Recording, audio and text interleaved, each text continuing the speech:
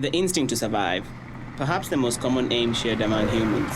If you're able to hear these words now, chances are you've easily met today's requirements. But in many parts of the world, the instinct to survive is constantly challenged by a threat that has become known as the invisible war. 15 years ago in Rwanda, the world learned a harsh lesson when an estimated 800,000 people were murdered over the course of 100 days of genocide. Since that time, things have improved in Africa, and international aid and attention is always increasing. But the question remains, is it effective? Has there been enough change? Invisible wars are still being waged, and there's now a clear need for a different kind of aid. While it is good to feed the hungry, to treat the wounded, and to rebuild infrastructure, the cycle is left unbroken. The real questions thus need to be asked. What is at the root of the problem? How can the world initiate real change? To say the least, the death and destruction of invisible wars is hardly invisible to the communities they affect.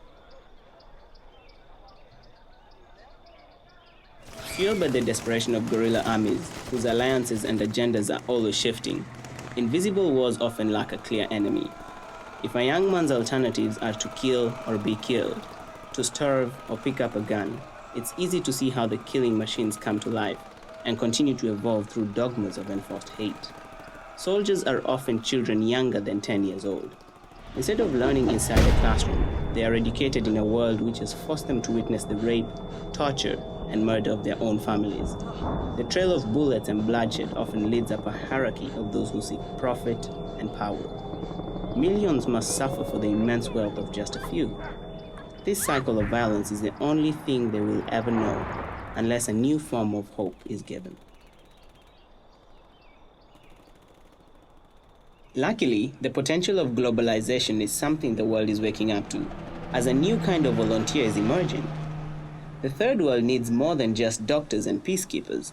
It needs teachers, entrepreneurs, and innovative thinkers, people like you who see the potential for an economic miracle. Humanitarian organizations such as Doctors Without Borders, the Red Cross, and Amnesty International are all making a huge difference and initiating change at a grassroots level. While mass media might paint a dim picture of Africa, volunteers working within tell personal stories of triumph and progress, proving that every helping hand could mean a world of difference. What can you do? What skills might you provide to a developing nation?